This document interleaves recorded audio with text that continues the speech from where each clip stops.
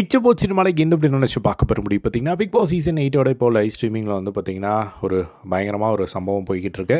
என்ன அப்படின்னா வந்து தர்ஷிகா வந்து ரொம்ப ஒரு பாசிட்டிவான ஒரு சேஞ்ச் வந்து அவங்கக்கிட்ட பார்க்க முடியுது.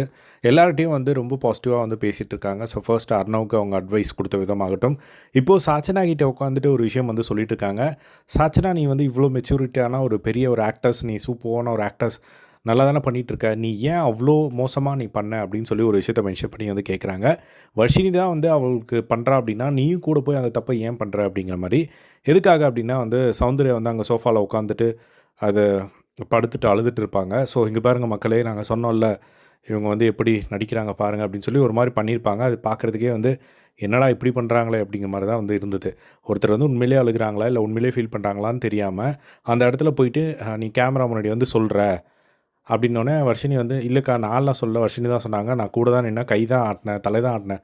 ஏன் தலை ஆட்டுறது எவ்வளோ பெரிய தப்பு அது, நீ தலையை தான் ஆட்டின அப்படிங்கிற மாதிரி சொல்கிற, அது வந்து பார்க்குறதுக்கு நல்லாவே இல்லை, அதெல்லாம் யோசிச்சு பண்ண மாட்டியா, ஆல்ரெடி உனக்கு நெகட்டிவாக போயிருக்கு அப்படிங்கிற மாதிரிலாம் வந்து சொல்கிறேன். ஆனால் அப்படி இருக்கும்போது இப்போ திரும்பவும் வந்து நீ அதே ஒரு விஷயத்த பண்ணால் அதே தானே நடக்கும், நீ ஏன் அதெல்லாம் யோசிக்க மாட்டியா, யோசிச்சு இந்த விஷயத்த வந்து பண்ண மாட்டியா அப்படிங்கிற மாதிரி வந்து நல்லாவே வந்து கண்டித்து அவங்க வந்து நிறைய அட்வைஸ் வந்து கொடுத்ததை பார்க்க முடிஞ்சது. அவங்க டக்குன்னு திரும்பவும் வந்து அழுதுட்டாங்க. ஸோ எனக்கு வந்து ஒரு மாதிரி கஷ்டமாக இருக்குது அப்படின்னு சொல்லிட்டு, ஏன்னா ஆல்ரெடியே நெகட்டிவாக போயிருக்காங்கன்னு தெரியுது. ஸோ உள்ளே வந்து பாசிட்டிவாக இருந்திருக்கலாம். பட் அவங்க சொல்கிறது என்ன அப்படின்னா, என்னை வந்து ஒரு கேமாக உள்ளே அனுப்பிச்சாங்க, ஒரு கண்டஸ்டன்ட்டுன்னு சொன்னாங்க. இப்போ அதுதான் வந்து பாவம் அந்த டாப் 8 வந்து குழப்பி விட்டுருக்கு. ஸோ அந்த ஒரு விஷயம். ஸோ அது கண்டென்ட் எடுக்கிறதுக்காக தான் அவங்க பிக் பாஸ் சைடில் பண்ணாங்கன்னு வச்சுக்கோங்க.